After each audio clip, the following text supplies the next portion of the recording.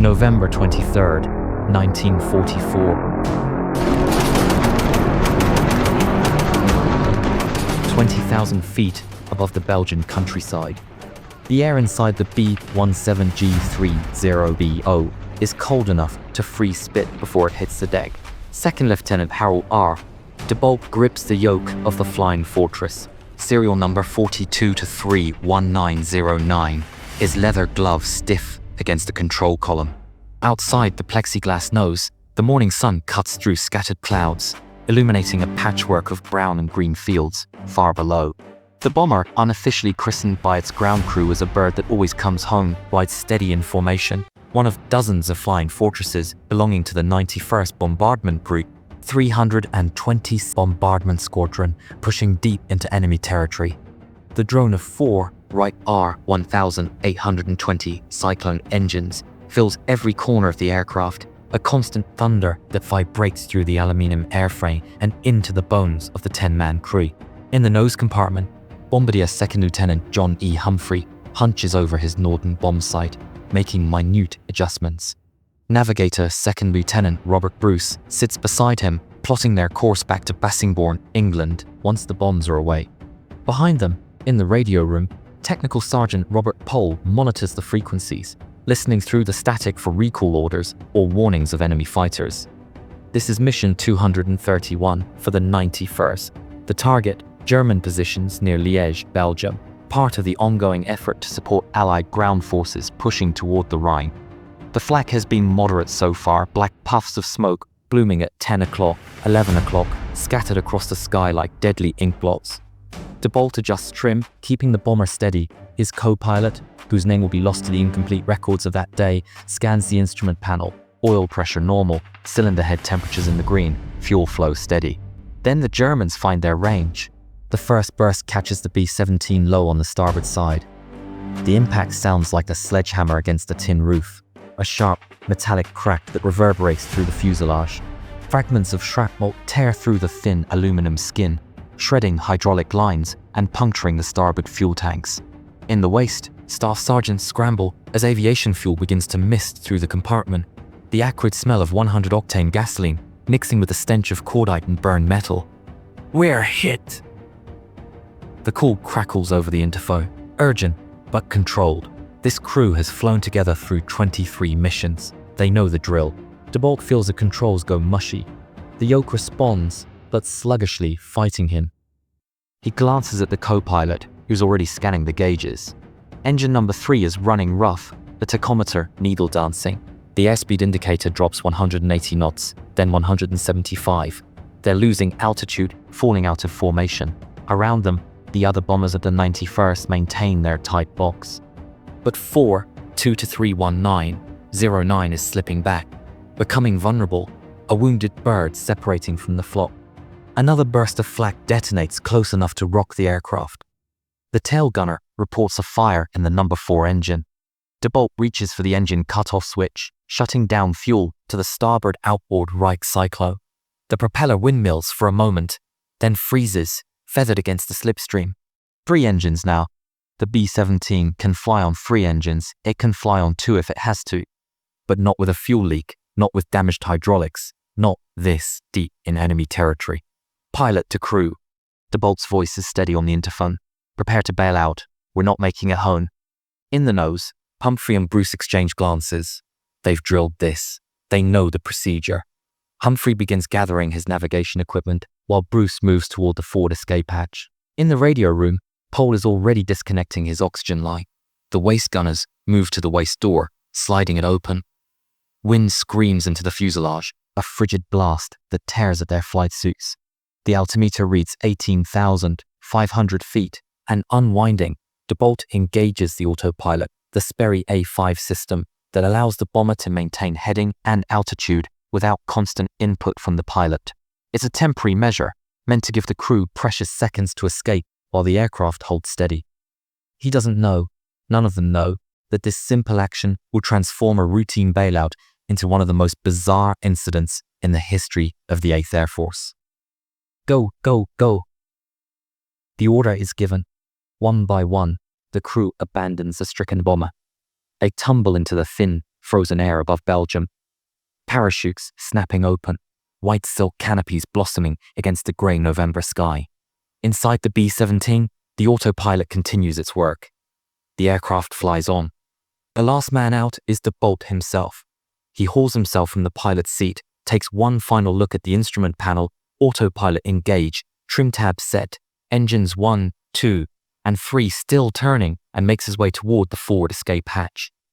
The bomber shudders beneath him, but is flying level, holding altitude at 17,000 feet. He drops through the hatch into the howling void. His parachute deploys with a sharp jerk. The sudden silence is profound. Gone is the roar of engines, the rush of wind through the fuselage, the crackling voices on the interphone.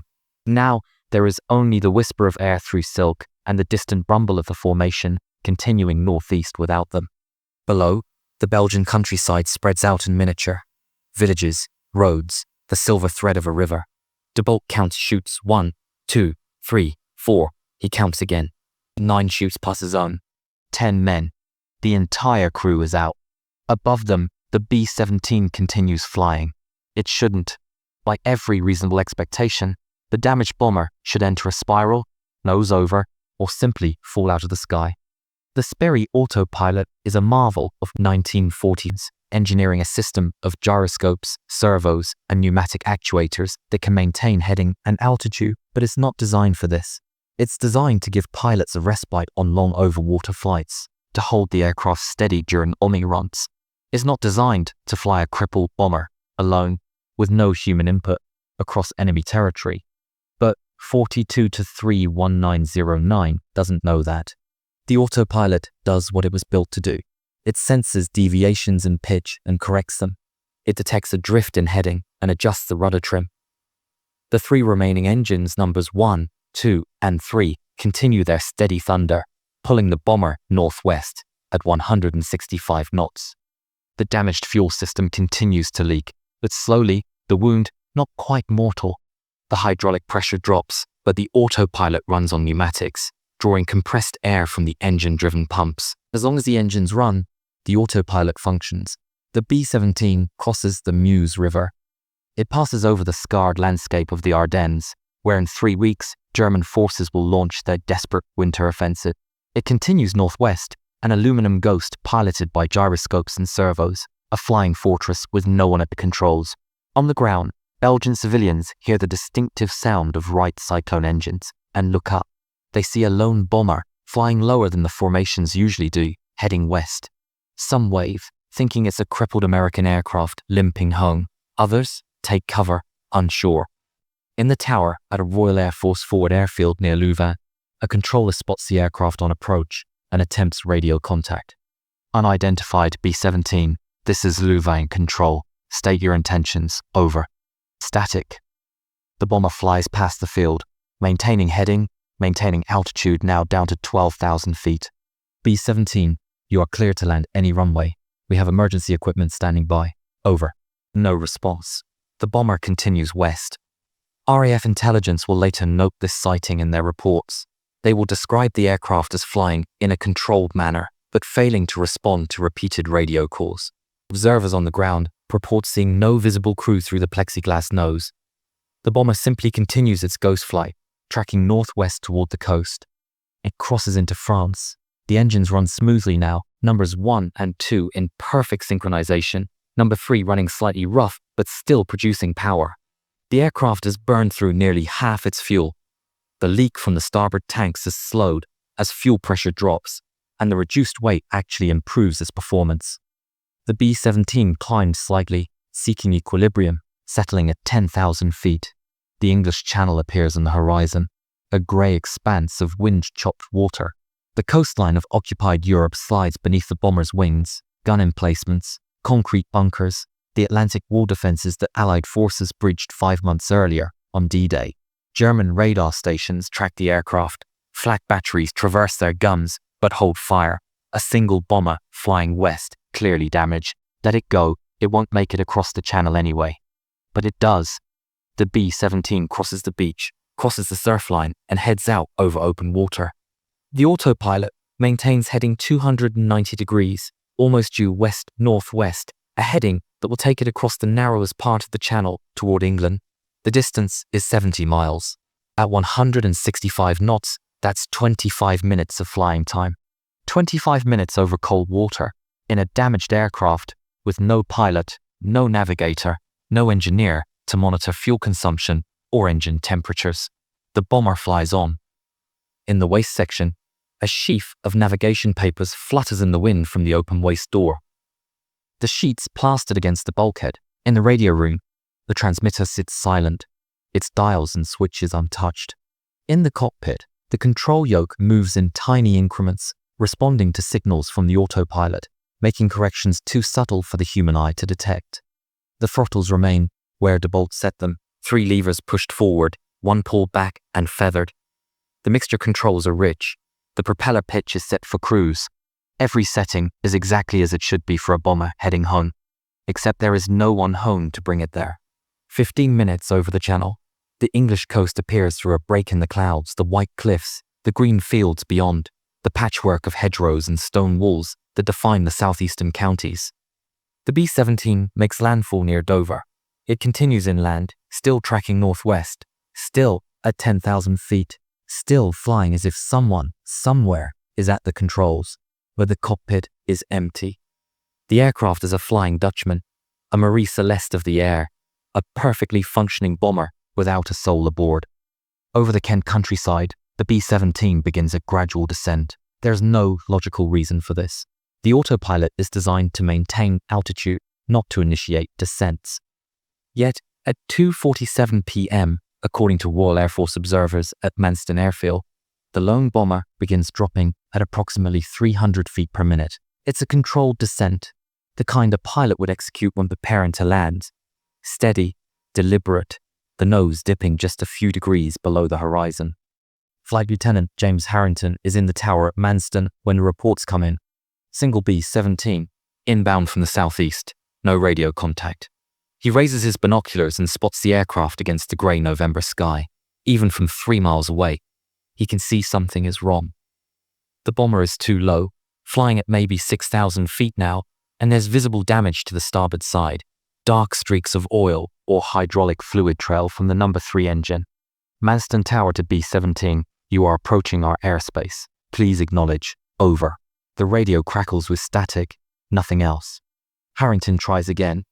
B-17, you appear to be in distress. We have a clear runway and emergency equipment. Please acknowledge. Silence. The bomber continues its descent, but instead of lining up with Manston's runway, it maintains heading 295 degrees, passing 3 miles north of the field. Harrington watches through the binoculars, waiting to see the aircraft bank toward the runway, waiting for some sign that the pilot sees the airfield. The bomber flies straight on. He's not turning, Harrington says to his deputy. Why isn't he turning? Maybe his radio is out. Then why isn't he waggling his wings? Why isn't he firing a flare? Harrington lowers the binoculars. Something's very wrong with that aircraft. He's right, but not in the way he thinks. The B-17 continues west-northwest across Kent, descending through 4,000 feet now. It passes over the village of Chilham, where school children playing in the yard stop and point at the low-flying bomber. It crosses the Great Stour River. The engines are still running. The sound is unmistakable, that deep, rhythmic pulse of American radials.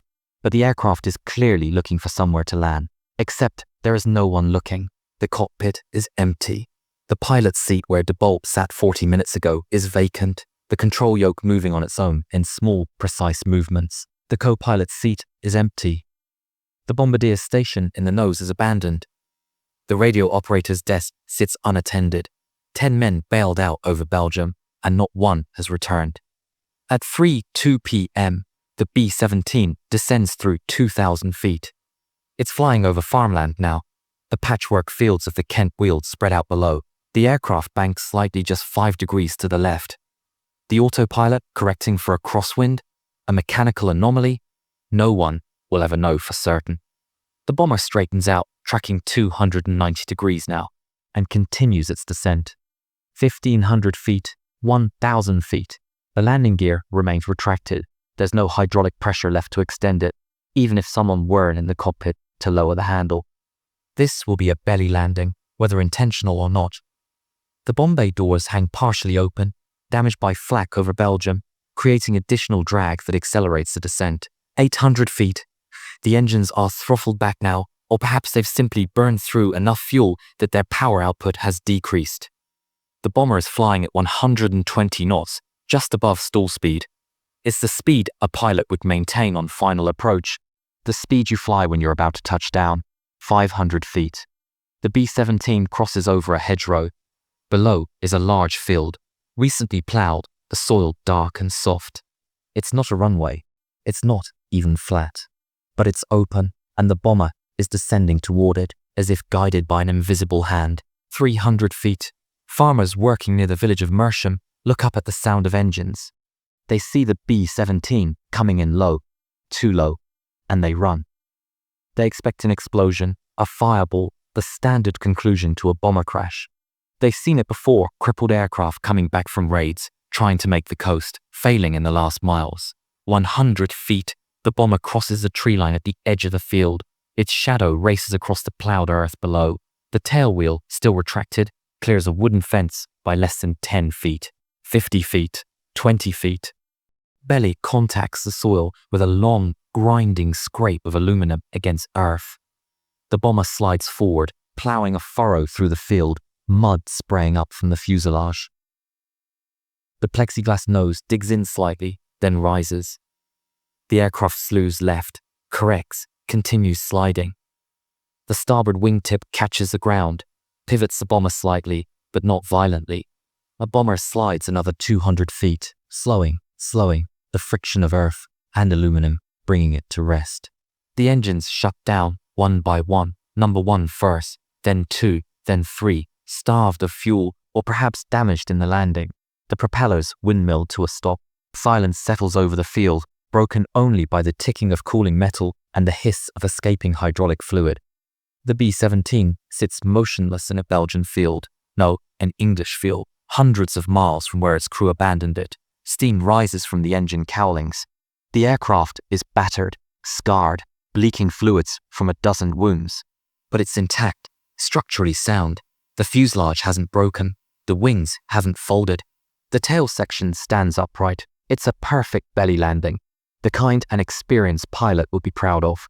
Except there is no pilot. There is no crew. The bomber is completely, utterly empty. The first to reach the aircraft is Thomas Whitfield, a farmer whose land borders the field where the bomber came down. He's 62 years old, a veteran of the Great War, and he's seen enough military aircraft over the past 5 years that he knows what he's looking at. An American B-17 Flying Fortress. He's watched them pass over by the hundreds, heading east toward Germany, returning west hours later, sometimes trailing smoke, sometimes with engines out, sometimes not returning at all. But he's never seen one land in his neighbor's field, with no warning, no distress signal, no crew scrambling out after touchdown. Whitfield approaches cautiously, keeping low, aware that the aircraft might explode or catch fire. Aviation fuel is pooling under the starboard wing, creating a rainbow sheen on the muddy ground. He circles around to the nose, where the plexiglass bombardier's compartment provides a view inside. Empty. He moves to the waist door, still open from when the crew bailed out over Belgium. He pulls himself up, his boots slipping on the aluminum, and peers inside. Hello? Anyone hurt in there? His voice echoes in the empty fuselage. No response. He climbs inside, moving carefully, expecting to find wounded men, or bodies, or at least some sign of the crew. The radio room is abandoned. The navigation table in the nose has charts spread across it, a pencil rolled into a corner. In the cockpit, the pilot's and co-pilot seats are empty. The control yoke sits centered. The throttles are pulled back. The mixture controls are in idle cutoff. Everything is exactly as it should be after landing, except there is no one here who could have done it. This is impossible, Whitfield mutters. He's talking to himself, to the empty aircraft, to whatever force or fate brought this bomber down safely in an English field with no human hand at the controls. He climbs out and runs toward the road, toward help, toward people who will believe what he's just seen, or more likely, people who won't believe until they see it themselves. By 3:30 p.m., the field is swarming with personnel. Royal Air Force intelligence officers arrive from the nearest base. Military police secure the perimeter. Fire crews stand by with foam. Though the danger of explosion has passed, the fuel has mostly leaked out, and the engines are cold. An American liaison officer from the 8th Air Force arrives in a jeep, a major named Thornton, who takes one look at the bomber and demands to know where the crew is. "There is no crew, sir," says the RAF intelligence officer, a squadron leader named Price. "The aircraft is empty." "That's absurd. Someone flew this aircraft. Someone landed it." "I assure you, Major, we've searched the aircraft thoroughly. There are no personnel aboard, living or dead." Thornton climbs into the B-17 himself. He checks the cockpit, the nose, the radio room, the waist section, the tail. He checks the ball turret, hanging beneath the fuselage. He checks the crew rest area. He finds flight jackets, oxygen masks, a half-eaten sandwich in the radio room, a deck of playing cards in the waist. He finds personal effects, wallets, photographs, letters from home. But he finds no people. He returns to the ground, his face pale. "Where the hell did they go?" "We believe they bailed out, sir," Price says. "Somewhere over the continent." The aircraft then continued flying and landed itself. Aircraft don't land themselves. And yet, here we are. The investigation begins immediately. Intelligence officers photograph every inch of the bomber. They document the damage, flak holes in the starboard side, the shredded fuel tanks, the damaged hydraulics. They note the autopilot is engaged, the selector switch in the on position. They examine the Sperry A5 system, checking for malfunctions or modifications. They find nothing unusual. The autopilot is functioning exactly as designed. They reconstruct the flight path, using reports from RAF observers and civilian witnesses. The bomber was spotted over Belgium at approximately 2:20 p.m., heading northwest. It crossed the channel around 2:35 p.m. It made landfall near Dover at 2:43 p.m. It flew across Kent for 20 minutes before descending and landing at 3:04 p.m. Total flight time after crew bailout: approximately 40 minutes. Distance traveled: nearly 200 miles. But the question no one can answer is why? Why did the bomber descend? Why did it land? The autopilot can't do that. It can maintain altitude and heading, but it can't execute a landing pattern. It can't throttle back engines. It can't flare before touchdown. Unless something else happened. Unless the damage to the aircraft, the loss of fuel, the change in weight distribution created a condition where the bomber naturally descended. Unless the engines, starved of fuel, reduced power on their own. Unless the aerodynamics of the damaged airframe, with its partially open bomb bay doors and asymmetric fuel load, created a glide slope that just happened to bring the aircraft down in a field at the correct speed and angle for a survivable landing. "It's a 1,000,000 to 1 chance," Price says that evening, writing his report. Everything had to go exactly right. The autopilot had to keep flying. The engines had to keep running just long enough. The descent had to begin at exactly the right moment. The field had to be there, open and soft enough to belly land without breaking up. And yet it happened. While investigators in England puzzle over the empty bomber, the crew of 42-3-1909 is scattered across the Belgian countryside, dealing with their own desperate situation. Second Lieutenant Harold de Bolt lands in a plowed field 2 miles southeast of Liège. His parachute collapses around him, and he quickly gathers the silk, bunching it against his chest. He's in occupied territory. German forces still control this region, though the front lines are fluid, constantly shifting as Allied armies push east. He can hear artillery in the distance, a low rumble like thunder that doesn't stop. He pulls out his escape kit, a flat package containing a silk map of Western Europe, a compass disguised as a button, concentrated food tablets, and Belgian francs. He buries his parachute in the soft earth, covering it with loose soil and dead leaves. Then he starts walking west, toward where he hopes Allied lines are, staying off roads, moving through hedgerows and tree lines. He's not alone in this. Across a 10-mile radius, the other 9 members of his crew are making similar calculations, hiding parachutes, checking maps, trying to orient themselves, Bombardier John Humphrey lands near a farmhouse and is immediately taken in by a Belgian family who hide him in their barn. Navigator Robert Bruce comes down in a forest and sprains his ankle on landing. Radio operator Robert Pohl lands in a village square, nearly on top of a German supply truck, and has to run for his life into nearby woods. The Belgian resistance is active in this area. Within hours, several crew members make contact with underground networks, farmers, shopkeepers, ordinary citizens who risk their lives to shelter downed Allied airmen and guide them back to friendly territory. It's dangerous work. The penalty for harboring enemy airmen is death, not just for the individual but often for their entire family. Yet they do it anyway, night after night, airman after airman. De Bolt walks for 3 days. He sleeps in barns, under bridges, once in an abandoned German foxhole. He eats concentrated rations and, when those run out, raw vegetables stolen from fields. On the 4th day, exhausted and disoriented, he's spotted by a Belgian partisan named Jean-Claude Mercier, who approaches him cautiously, hands visible, speaking in careful English. "American? You are American, yes?" De Bolt nods, too tired to be wary. "Come, I will help you." Mercier takes him to a safe house, a stone cottage where an elderly woman feeds him soup and bread, while Mercier makes contact with other resistance cells. That evening, 3 more crew members arrive: the co-pilot, one of the waist gunners, and the tail gunner.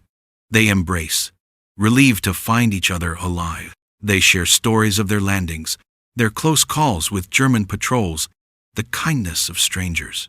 "Did anyone see what happened to the plane?" the tail gunner asks. "It was going down when I jumped," De Bolt says.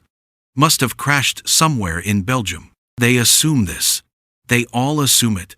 There's no other possibility. A damaged bomber with no crew can't fly itself 200 miles and land safely in England. That would be absurd. Over the following week, the resistance moves them west in stages, hiding in cellars during the day, traveling in false-bottom trucks at night, once being smuggled across a checkpoint in coffins meant for a funeral procession. They cross into liberated France on December 2nd, 9 days after they bailed out. From there, U.S. military intelligence processes them, debriefs them, and eventually transports them back to England. They arrive at Bassingbourn on December 8th, expecting to be assigned a new aircraft, a new set of missions. Instead, they're met by Major Thornton and Squadron Leader Price, who escort them to an interrogation room.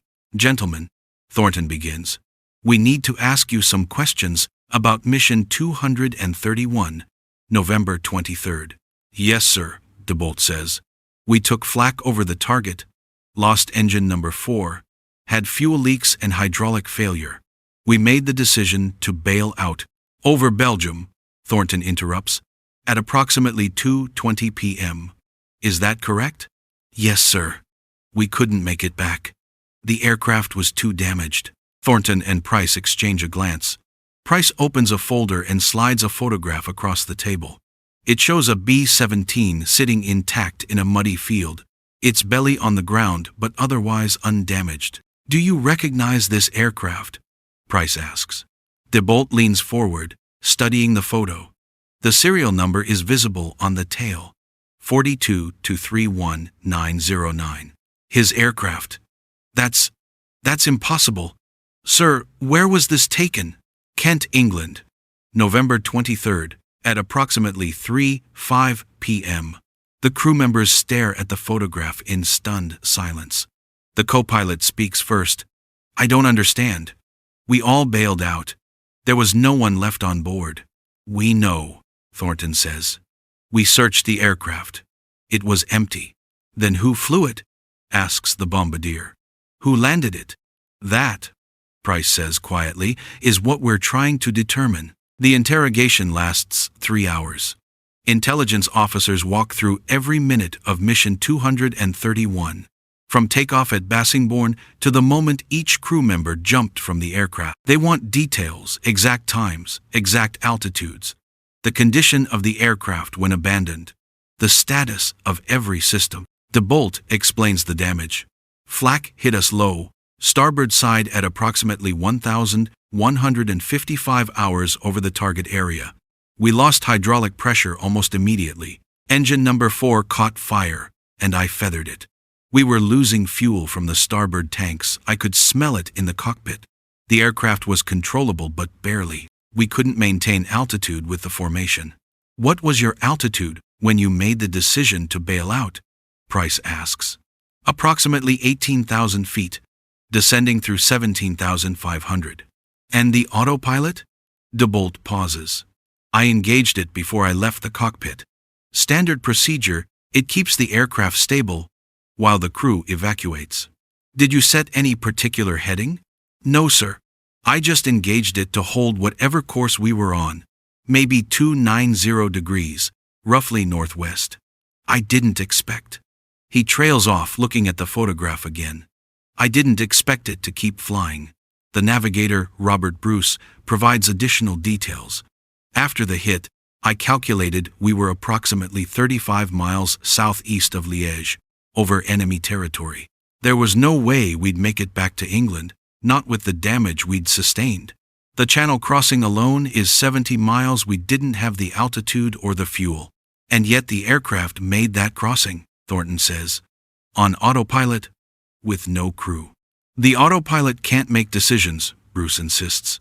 It can't navigate. It just holds whatever course you set. If I'd stayed on board and guided it, maybe we could have made it back. But unmanned?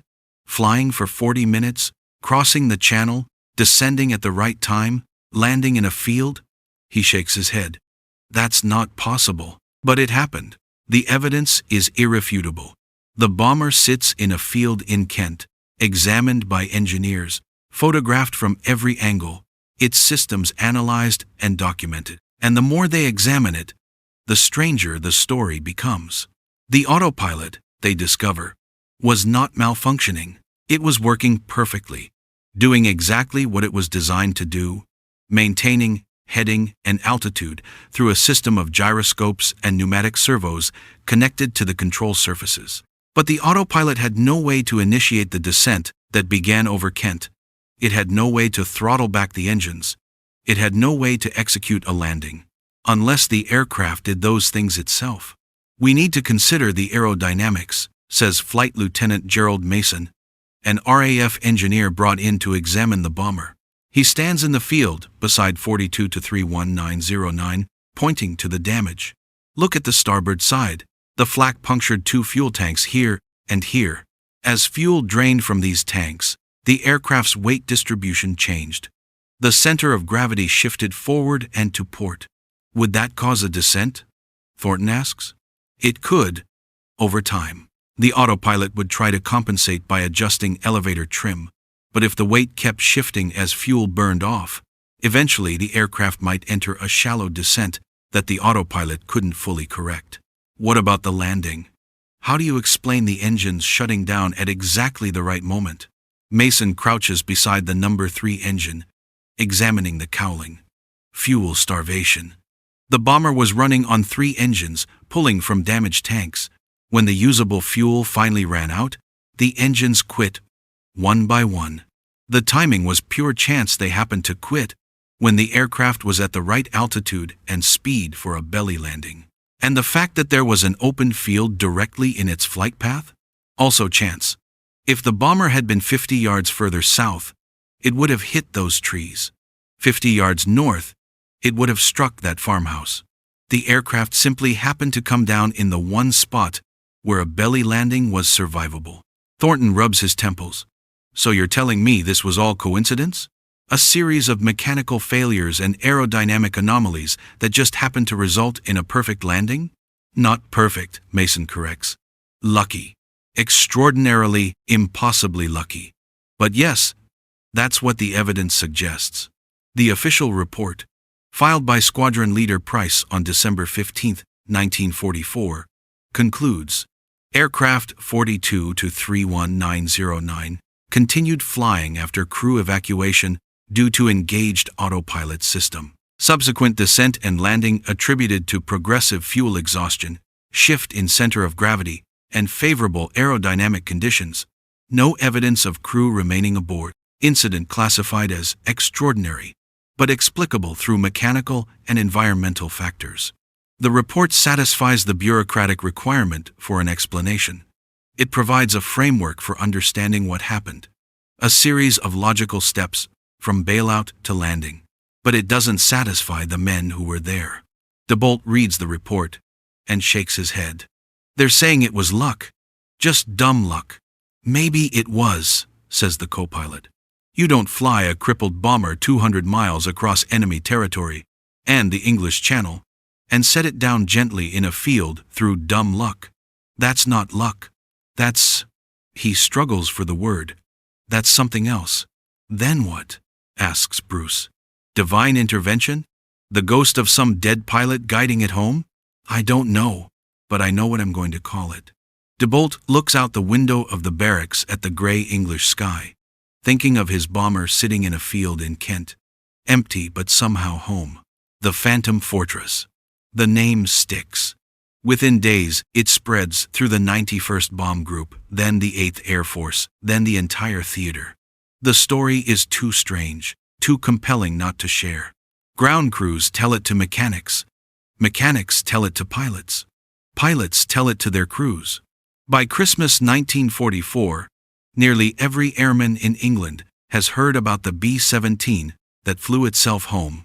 Some believe it, some dismiss it as propaganda or exaggeration, but everyone remembers it.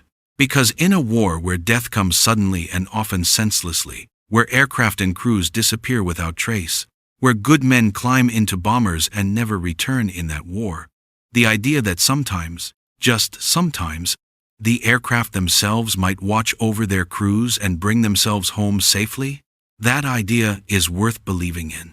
B-17, G serial number 42-3-1909, never flies again. The belly landing, gentle as it was, caused structural damage that the engineers deemed too extensive for field repair. The fuselage is bent slightly aft of the radio room. The skin is buckled along the keel. The landing gear, jammed in the retracted position by the loss of hydraulic pressure, is damaged beyond economical repair. More critically, the airframe has absorbed stresses that can't be fully assessed without complete disassembly microfractures in aluminum longerons, fatigued wing spars, compromised bulkheads.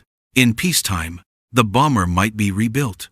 In December 1944, with aircraft rolling off Boeing's production lines at a rate of 16 per day, it's more cost-effective to salvage what's useful and scrap the rest. Over the following weeks, the Phantom Fortress is systematically stripped. The 4 Wright Cyclone engines are removed, inspected, and returned to service in other aircraft. The guns, twin 50 caliber machine guns from the nose, cheek positions, dorsal turret, ball turret, waist positions, and tail, are cleaned, tested, and redistributed. The instruments are pulled from the panel. The radio equipment is salvaged. The armor plating is cut away. Everything that can be reused is catalogued and sent to supply depots. What remains is a hollow shell, a skeleton of aluminum ribs and stringers sitting in a Kent field. In January 1945, a salvage crew cuts it apart with torches, reducing the Phantom Fortress to manageable pieces that are trucked away to be melted down and reformed into new aircraft, new bombers that will carry new crews over Germany. The physical aircraft ceases to exist, but the story doesn't die. The crew of 42-3-1909 completes their tour of duty. DeBolt and his men fly 17 more missions between December 1944 and April 1945, assigned to a different B-17, a different aircraft with a different name.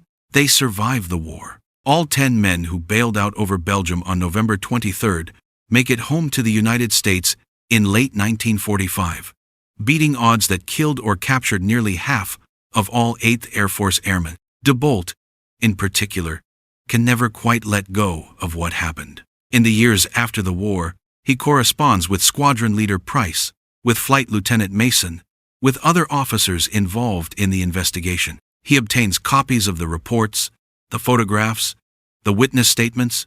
He becomes, in a sense, the unofficial historian of his own impossible story. In 1947, he writes a letter to Roger Freeman, the aviation historian who is beginning research on what will become his definitive work, the Mighty Eighth. Debolt describes the mission, the damage, the bailout, the recovery. He ends with, "I've read the official explanation. Fuel starvation, center of gravity shift, lucky aerodynamics. Maybe that's all it was. But I was the pilot of that aircraft for 6 months. I knew her temperament, her quirks, the way she handled in turbulence and under fire. And I'm telling you, Mr. Freeman, what happened on November 23, 1944, was not just mechanics and luck.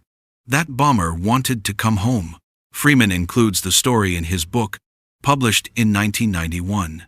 By then, Debolt has been dead for 3 years, having passed away in 1988 at age 72.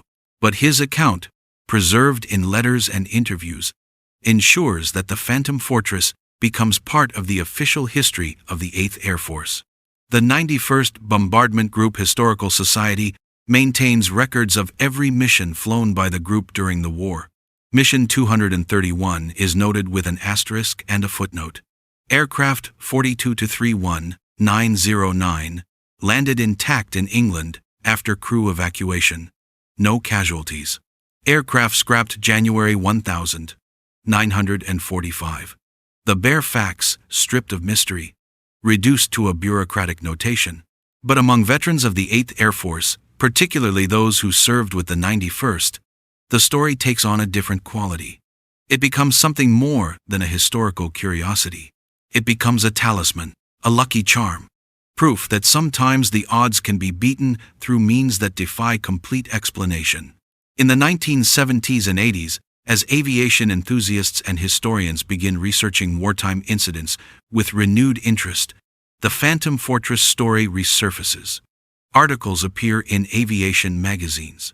Television documentaries mention it as a footnote to broader stories about B-17 operations. Each retelling adds small embellishments.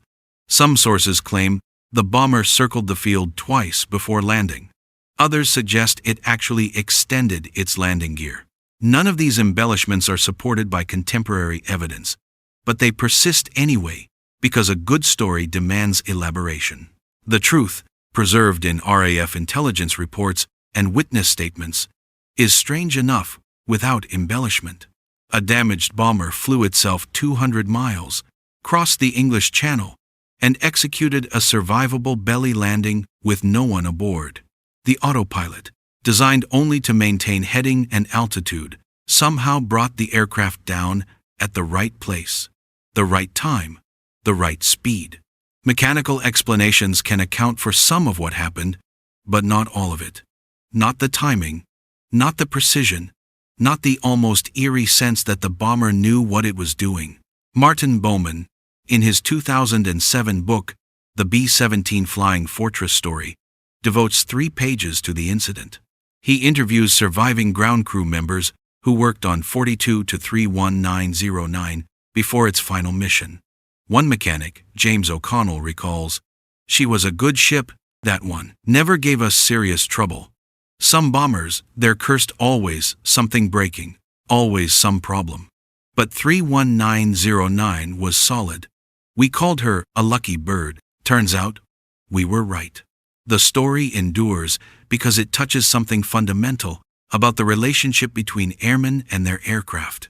In a war where death was statistical, where survival often depended on factors beyond anyone's control, weather, enemy fighters, mechanical failure, sheer chance, there was comfort in believing that the machines themselves had some agency, some capacity to protect their crews even after those crews were gone. Did the Phantom Fortress really want to come home? Did some combination of autopilot algorithms and aerodynamic forces create an emergent behavior that mimicked intentional action? Or was it simply, as the official reports concluded, an extraordinary concatenation of coincidences? The answer depends on what you choose to believe. The evidence is the same either way. A bomber that should have crashed in Belgium or the Channel, or the Kent countryside, but instead landed itself gently enough that investigators initially thought the crew was hiding nearby as a prank. 10 men bailed out over enemy territory. 10 men survived. And one B-17, flying on nothing but gyroscopes and servos, and perhaps something less easily quantified, brought itself home one last time before being cut apart and returned to the raw materials from which it came. The Phantom Fortress is gone now, its aluminum redistributed across a dozen different aircraft, its story gradually fading into the vast archive of World War II's countless strange tales. But on quiet nights at air shows, when vintage B-17 seconds fire up their engines and the sound of Wright Cyclones echoes across the tarmac, old men who flew them remember. They remember aircraft that brought them home, despite impossible damage. They remember crews that survived when they shouldn't have. And some of them, if you ask, will tell you about a bomber that flew itself across the Channel and landed empty in an English field on a November afternoon in 1944. Because some stories, true in every particular, are still too strange to sound believable. And some aircraft, it seems, refuse to let their crews down, even after those crews have already let go.